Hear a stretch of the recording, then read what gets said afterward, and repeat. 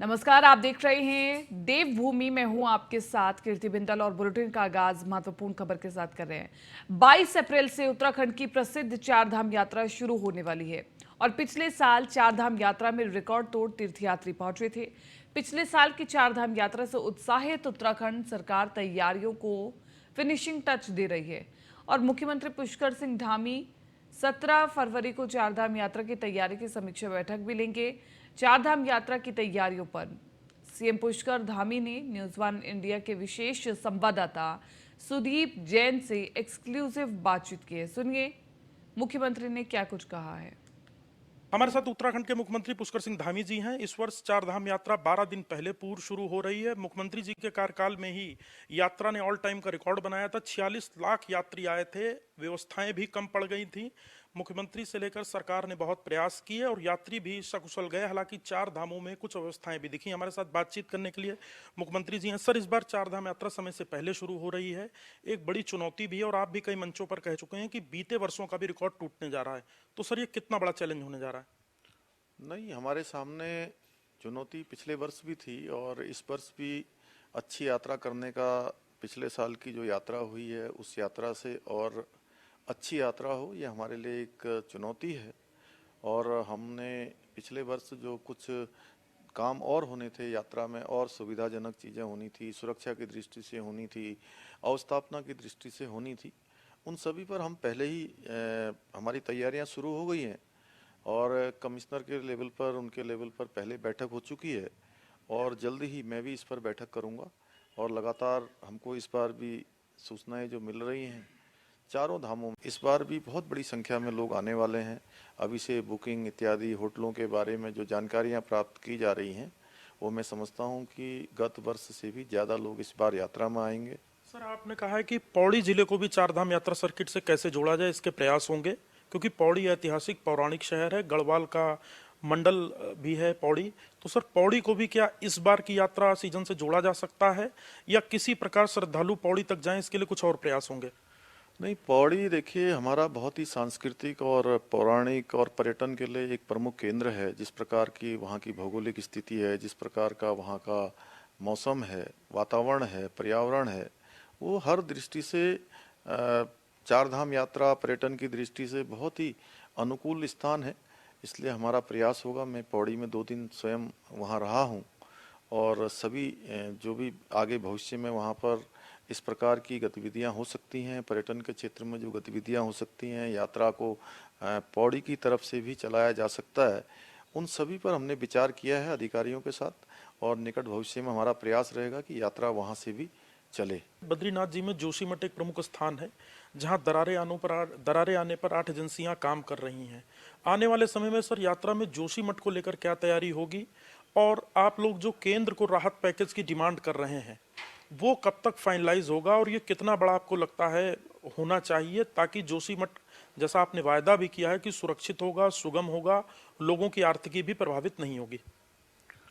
जल्दी ही, चूंकि अब सभी जो 8 एजेंसियां काम कर रही हैं उनकी रिपोर्टें आनी शुरू हो गई हैं।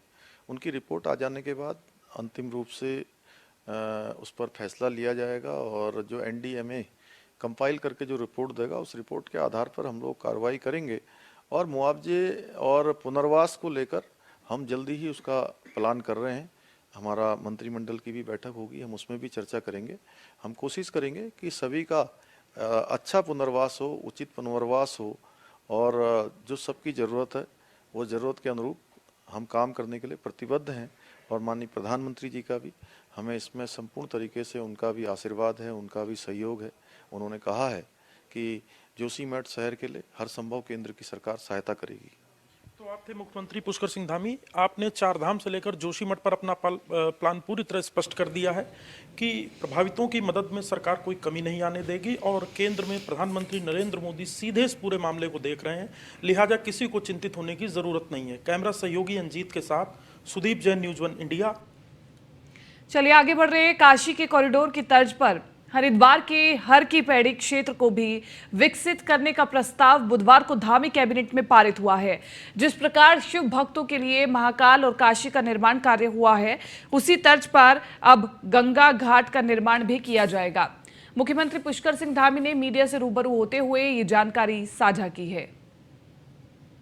प्रधानमंत्री जी ने काशी कॉरिडोर बनाया और दिव्य काशी और भव्य काशी आज एक नया स्वरूप ले चुका है, जहां पर भगवान बाबा विश्वनाथ जी के मंदिर में जाने का एक छोटा सा सकरा सा रास्ता होता था, आज वो पूरा हाईवे का रूप ले चुका है। कोई शिव भक्त गंगा जी का जल लेकर महादेव जी को चढ़ाना चाहता था तो चढ़ा नहीं पाता था, वह भी अब रास्ता सीधे ही प्रशस्त हो गया है। उसी प्रकार से महाकाल लोक बनकर देश की जनता को समर्पित हो चुका है, क्योंकि माँ गंगा का तट हरिद्वार यह भी जो है एक हमारा मैं कहूँ कि विश्वव्यापी स्थान है। इसका भी एक कॉरिडोर बनना चाहिए। उसके लिए हम लोगों ने कल कैबिनेट से इसका प्रस्ताव पारित किया है कि निकट भविष्य में हमको उसी तर्ज पर गंगा जी का ये तट, ये धर्म नगरी और मैं कहूँ माया नगरी हरिद्वार भी उसी तर्ज पर विकसित हो, उसके लिए हम लोग आगे बढ़े। सीमावर्ती गांव में पलायन रोकने और बेहतर तरीके से आजीविका मुहैया कराने के लिए केंद्र सरकार ने वाइब्रेंट विलेज योजना की शुरुआत की है। इस योजना से पलायन रोकने में मदद मिलेगी और इसके साथ ही सीमावर्ती क्षेत्रों की सुरक्षा को मजबूत भी किया जा सकेगा। मुख्यमंत्री पुष्कर सिंह धामी ने कहा कि वाइब्रेंट विलेज के लिए उत्तराखंड के 4 गांव का चयन किया गया है। इस योजना के तहत बुनियादी सुविधाओं का विकास होना और सीमावर्ती क्षेत्रों को लाभ मिलेगा। मुख्यमंत्री पुष्कर सिंह धामी ने प्रधानमंत्री नरेंद्र मोदी का भी आभार जताया है और उन्होंने कहा है कि सीमांत के लोगों को आगे आने का एक मार्ग प्रशस्त किया गया है। पूरे देश के लिहाज से ये बहुत बड़ी योजना है। इतने सारे जो गांव, जो पहले गांव जो हमारे हैं, उन सभी गांवों को विकास की दृष्टि से सभी को आगे आने का अवसर मिलेगा। वहां पर जो बुनियादी सुविधाएं हैं, उन सुविधाओं का विकास होगा और उत्तराखंड राज्य के भी 4 गांव इसमें सम्मिलित किए जाएंगे। 4 गांवों को उसका सीधा सीधा लाभ मिलेगा, हमारे भी सीमांत क्षेत्रों को लाभ मिलेगा। मैं माननीय प्रधानमंत्री जी का धन्यवाद देता हूं कि उन्होंने वाइब्रेंट विलेज की ये योजना को सीधे सीधे धरातल पर उतारने का काम किया है और सीमांत के लोगों को आगे आने का एक राह, उनकी मार्ग प्रशस्त किया। मुख्यमंत्री पुष्कर सिंह धामी का कहना है कि नकल विरोधी कानून को लेकर जो अध्यादेश राज्य सरकार ने लागू किया है, इसका निर्णय युवाओं के बेहतर भविष्य को ध्यान में रखते हुए लिया गया है। मुख्यमंत्री पुष्कर सिंह धामी ने युवाओं को भरोसा दिलाते हुए कहा है कि आने वाली सभी भर्ती परीक्षाएं नकल मुक्त और पारदर्शी रूप से करवाई जाएंगी। कांग्रेस के पास कोई मुद्दा नहीं है और मुद्दा विहीन कांग्रेस है। हम तो सभी छात्र छात्राओं से, बेटे बेटियों से, भाई बहनों से सबसे कहना चाहते हैं कि उनके हित के लिए हम सारे निर्णय ले रहे हैं और हमने जो भी निर्णय लिए हैं अभी तक, वो केवल और केवल हमारे बच्चों के भविष्य के लिए लिए हैं कि आगे आने वाले समय में हमारे बच्चों को अपने योग्यता, अपनी क्षमता जो उनके अंदर है, उस योग्यता क्षमता पर कहीं उनको ये नहीं होना चाहिए कि हम अपनी योग्यता क्षमता के होने के बावजूद भी आगे नहीं बढ़ पा रहे हैं, परीक्षाओं में भाग लेकर भी जो है उसमें चयन नहीं हो पा रहा है। ये सारी व्यवस्था नकल अध्यादेश के आने के बाद स्वतः ही समाप्त हो गई है। आगे सभी परीक्षाएं पारदर्शी होंगी, नकल विहीन होंगी। शुक्रवार को देहरादून पहुंच रहे हैं भगत सिंह कोश्यारी। कल शाम 4 बजे भगत सिंह कोश्यारी पहुंच रहे हैं और भगत सिंह कोश्यारी कल शाम 4 बजे पहुंच जाएंगे देहरादून। एयरपोर्ट से डिफेंस कॉलोनी आवास पहुंचेंगे कोश्यारी के भव्य स्वागत की तैयारियां तेज है। आपको बता दें कि भगत सिंह कोश्यारी ने राज्यपाल के पद से इस्तीफा दे दिया है, क्योंकि उनका सीधा संबंध उत्तराखंड से है, तो वो उत्तराखंड वापस लौट रहे हैं और कोश्यारी के भव्य स्वागत की तैयारियां भी जोरों शोरों से चल रही हैं।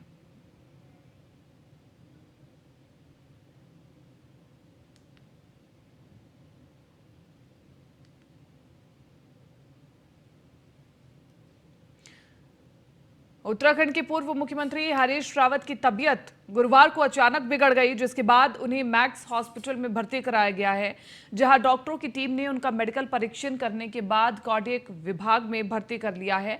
अस्पताल के सूत्रों का कहना है कि उन्हें उल्टी के और कुछ अन्य शिकायतों के चलते अस्पताल में भर्ती कराया गया है। और वही सूत्रों का कहना है कि हरीश रावत हाथ में लगी चोट को दिखाने और MRI करवाने के लिए मैक्स हॉस्पिटल पहुंचे। और वही शुक्रवार 10 फरवरी को देहरादून में आयोजित प्रदर्शनी के दौरान भी हरीश रावत बेहोश हो गए थे। और 10 फरवरी को उत्तराखंड बंद के दौरान कांग्रेस के पैदल मार्च के दौरान ही उनकी अचानक तबीयत बिगड़ गई और वो बेहोश हो गए थे, जिन्हें पुलिस वाले उठाकर अस्पताल ले गए थे।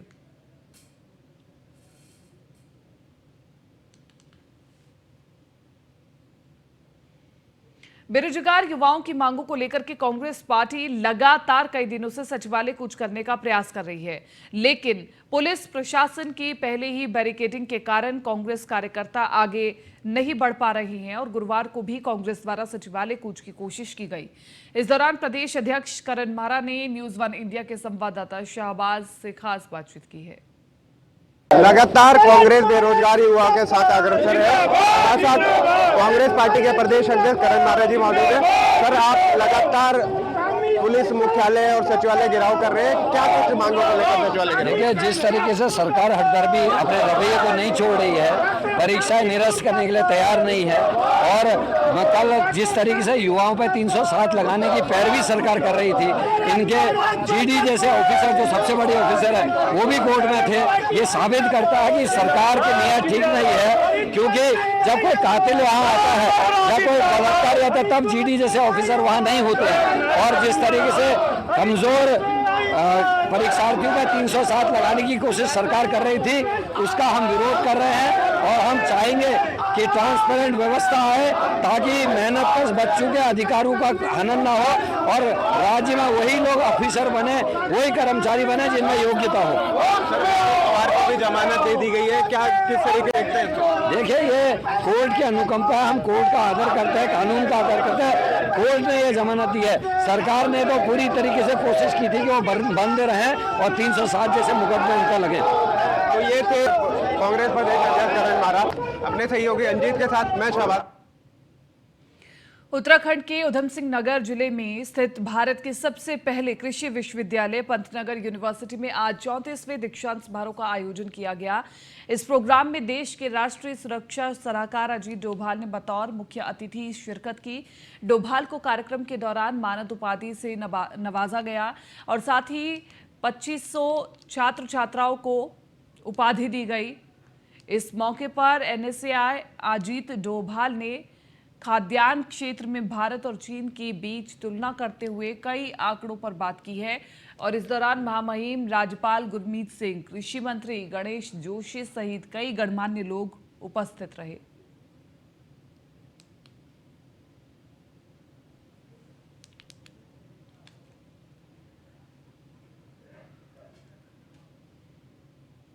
ABVP का डेलीगेशन अपनी मांगों को लेकर देहरादून RTO पहुंचा और अखिल भारतीय विद्यार्थी परिषद की मांग है कि कई छात्र जो दूर दराज क्षेत्रों से DAV PG कॉलेज में पढ़ाई के लिए आते हैं, उन्हें समय सारणी के अनुसार मुफ्त पास उपलब्ध करवाए जाए, जो कि सुबह 7 बजे से लेकर दिन में 3 बजे तक का है।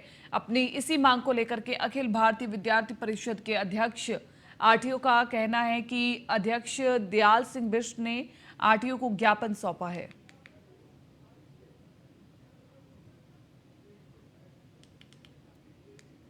ये भी महाविद्यालय प्रदेश का सबसे बड़ा महाविद्यालय है, जहाँ पे एक समय पे एशिया का ऐसा महाविद्यालय जहाँ सबसे ज़्यादा छात्र उस महाविद्यालय में पढ़ते थे। ऐसे महाविद्यालय में बहुत दूर दराज से, मतलब काफ़ी दूर दराज से यहाँ पे छात्र पढ़ने आते हैं। देहरादून के सभी विधानसभाओं के छात्र वहाँ पढ़ने आते हैं। RTO को एक ज्ञापन देना चाहते हैं कि यहाँ पे जो दूर दराज से जो बच्चे आते हैं उनके लिए फ्री पास की व्यवस्था हो। उन RTO हमें एक समय सारणी दे, जिस समय सारणी में, क्योंकि हमारे यहाँ कॉलेज में बहुत सारे कल्चरल प्रोग्राम के बच्चे या हमारे यहाँ बहुत NCC की एक्टिविटी में जो बच्चे काम रुचि रखते हैं, वो अगर दूर दराज वाले बच्चे अगर उन कार्यों को नहीं कर पा रहे हैं तो उनका रीज़न, सबसे बड़ा रीज़न यही है क्योंकि उन्हें यातायात की उचित सुविधा नहीं मिल पाती। हरिद्वार लोकसभा सीट से चुनाव लड़ने का मन बना चुके हरक सिंह रावत के पक्ष में 2022 में कांग्रेस के टिकट से लेंसडाउन से विधायक का चुनाव लड़ चुकी उनकी बहू अनुकृति घुसाई भी आ गई हैं और उन्होंने कहा है कि हरक सिंह रावत चुनाव लड़ने को लेकर अपनी इच्छा व्यक्त की है, जो सही भी है। उन्होंने कहा कि जनता के हितों के लिए लड़ने वाले नेता हरक सिंह रावत यदि किसी लोकसभा का हिस्सा बनेंगे तो उसका सीधे लाभ क्षेत्र की जनता को होगा। उन्होंने कहा कि पूर्व में भी वो जिस क्षेत्र से विधायक रहे हैं उस क्षेत्र के विकास के लिए उन्होंने अथक प्रयास भी किए हैं।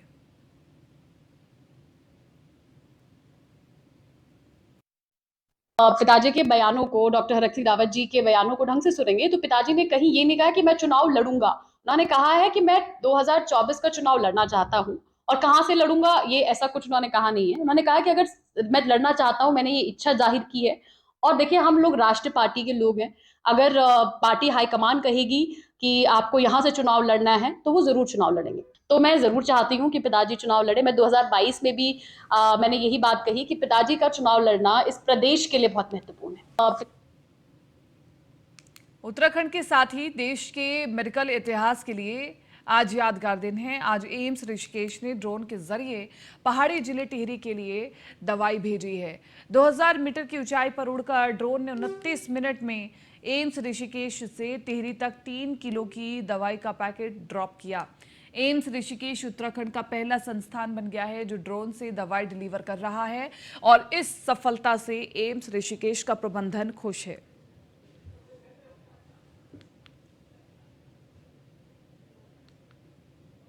हमने एक ड्रोन का फ्लाइट टेस्ट किया है जो हम टीबी की दवाइयाँ टिहरी में जो कम्युनिटी हेल्थ सेंटर है वहाँ पे डिलीवर करेंगे और यहाँ से सामान भेजा गया है कि वहाँ से सैंपल, अगर कोई स्पूटम सैंपल है तो वो वापस आ सकता है।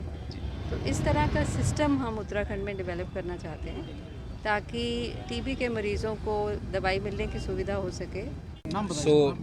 मेरा नाम गौरव है, मैं टेकीगल का रिप्रेजेंटेटिव हूँ। टेकीगल इंडिया की लीडिंग ड्रोन मैन्युफैक्चरिंग कंपनी है और एम्स ऋषिकेश के साथ हम यहाँ पे एक ड्रोन टेस्ट कर रहे हैं, फ्लाइट टेस्ट कर रहे हैं। एम्स ऋषिकेश से CHC न्यू टिहरी तक का ड्रोन जा रहा है। उत्तराखंड राज्य में पिछले 8 सालों के भीतर 6,937 नए HIV संक्रमित पाए गए हैं, जिसमें से वर्तमान समय में 5,800 मरीज केयर सपोर्ट ट्रीटमेंट ले रहे हैं। ये चिंता की बात है कि वित्तीय वर्ष 2022 से 23 के दौरान HIV संक्रमित मरीजों के आंकड़े काफी चौंकाने वाले नजर आए हैं और दरअसल अप्रैल 2022 से अक्टूबर 2022 तक के आंकड़ों के अनुसार मात्र इन 7 महीने में 739 मरीजों में HRV की पुष्टि की गई है। यानी इन 7 महीने का एवरेज निकाले तो करीब रोजाना 3.5 करीब संक्रमित हो रहे हैं। एक कंट्रोल सोसाइटी है, उसके माध्यम से भी हम जितने भी हमारे तमाम NGOs हैं जो हम हमारे साथ जुड़े हुए हैं, तो रेप्यूटेड NGO, उनके माध्यम से भी लगातार हम लोग चलाते रहते हैं और वेरियस इंस्टीट्यूशंस में चलाते हैं। तो जो भी स्थिति है हमारी नज़र है उस पर और कोशिश हमारी ये है कि जो पब्लिक में जो अवेयरनेस है उसको हम कॉन्स्टेंटली मेंटेन करें ताकि लोगों के बीच में ये समझ आए कि this is a totally preventive disease और प्रॉपर स्क्रीनिंग और प्रॉपर अवेयरनेस के साथ हम सब मिलकर जन भागीदारी के साथ राजधानी देहरादून से सामने आया एक सनसनीखेज मामला। पत्नी ने प्रेम प्रसंग के चलते पति की हत्या करवा दी। मामला कोतवाली विकास नगर का है, जहां संतराम नाम का एक व्यक्ति बीते कई दिनों से लापता चल रहा था। संतराम के लापता होने की सूचना भी संतराम की पत्नी इंदिरा ने 12 फरवरी को पुलिस को दी थी और वही ठीक एक दिन बाद 13 फरवरी को पुलिस को जांच में पता चला कि सहिया रोड जजरेड़ के पास एक मोटरसाइकिल के साथ में एक लाश पाई गई है। सूचना के बाद जब पुलिस ने लाश की शिनाख्त की तो पता चला कि लाश संतराम की है। पुलिस तफ्तीश में है और ये भी पता चला है कि संतराम के साथ इंदिरा की दूसरी शादी थी और अब वो मुकेश के साथ शादी करना चाहती थी। इसी के साथ साथ पुलिस ने धारा 302, 201, 120B के तहत तीनों अभियुक्तों पर मुकदमा पंजीकृत कर लिया है। जल्द ही तीनों को न्यायालय में पेश किया जाएगा। इस संत राम की धर्मपत्नी इंदिरा है, इसका एक अफेयर मुकेश नाम के एक व्यक्ति जो उनके आसपास में रहता है उससे उसका विगत 8 साल से चल रहा था। मुकेश और इस महिला ने इंदिरा के पति संत राम को रास्ते से हटाने का एक योजना बनाया और उसमें उनका एक मुकेश का एक दोस्त है आशीष गोयल, उसने इसका साथ दिया। 13 तारीख को जब ये मृतक अपने काम के लिए निकलना था, बेसिकली एक कारपेंटर का काम करता है, तो उसको बुला करके अपने घर किसी काम से बुलाया और दोनों ने मिल करके हथौड़े से इसका जो है इसके सर पर मार करके उसको हत्या कर दी।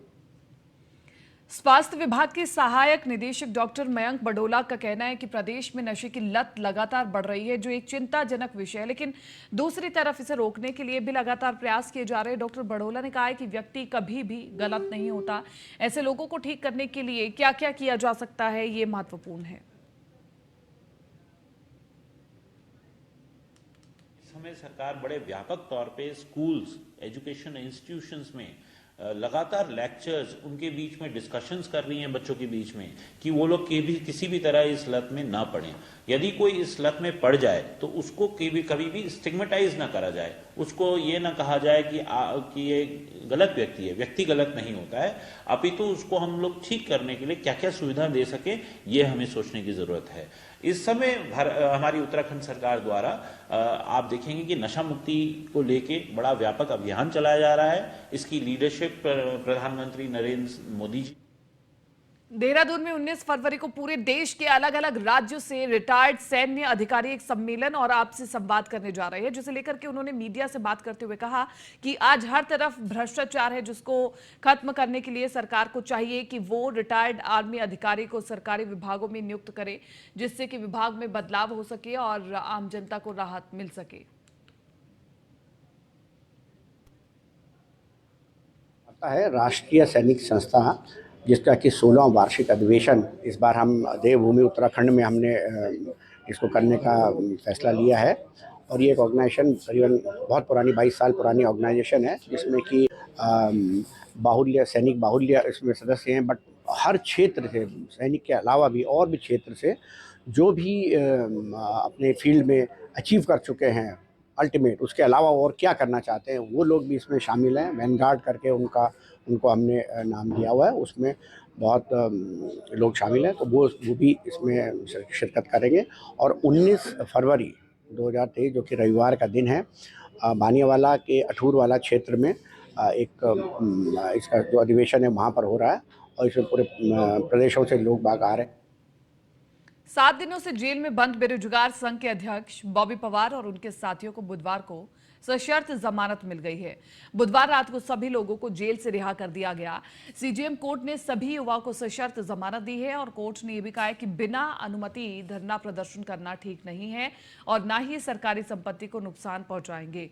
बॉबी सहित दूसरे युवाओं को जमानत मिलने से शहीद स्मारक में बैठे युवाओं में खुशी की लहर है। आपको बता दें कि उत्तराखंड रोजगार संघ से जुड़े युवा 8 फरवरी से आंदोलन कर रहे हैं और 8 फरवरी को रात के समय पुलिसकर्मियों द्वारा जबरन उठाए जाने और छात्राओं से अभद्र व्यवहार करने के चलते 9 फरवरी को हजारों युवा सड़कों पर उतरे थे और इस दौरान कुछ लोगों ने पुलिसकर्मियों पर पथराव भी कर दिया था, जिसके बाद पुलिस ने लाठीचार्ज किया था। उसके बाद बॉबी पवार और 12 दूसरे युवाओं को गिरफ्तार कर लिया गया था।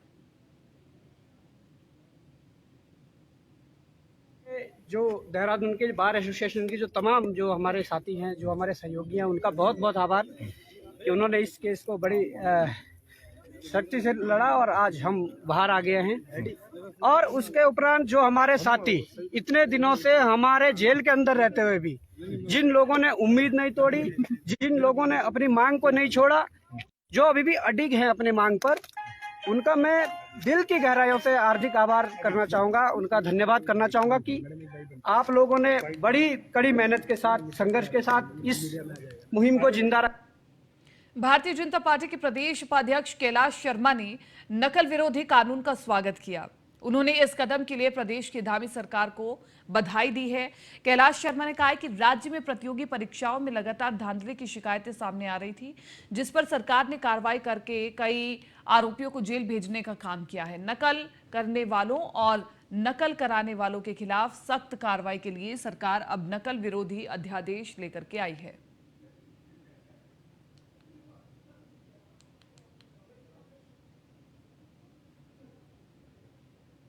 हमारे प्रदेश की सरकार ने, हमारे प्रदेश के यशस्वी मुख्यमंत्री जी ने जो बहुत बड़ी चिंता हमारे उत्तराखंड के शिक्षित प्रशिक्षित सभी नवयुवक नवयुवतियों के लिए था, बार बार जितने भी प्रतियोगी परीक्षाएं हो रही थी उन परीक्षाओं में अनुचित साधनों का प्रयोग किया जा रहा था या करवाया जा रहा था, उसको रोकने के लिए उचित दंड के साथ प्राविधान करते हुए हमारी सरकार ने, माननीय मुख्यमंत्री जी के नेतृत्व ने पार्टी संगठन की चिंता के अनुसार, जनता की आवश्यकता के अनुसार नकल विरोधी कानून बनाया है। मैं उसका स्वागत करता हूं और हमारे प्रदेश के युवा के हित में, प्रदेशवासियों के हित में जो भी करने की आवश्यकता होगी, मुझे विश्वास है हमारी सरकार वैसा करेगी। किसी भी प्रकार की गड़बड़ी कभी भी क्षम्य नहीं होगी।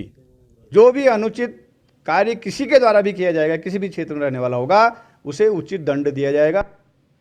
फिलहाल देवभूमि में मेरे साथ इतना ही। आप बने रहिए न्यूज़ 1 इंडिया के साथ।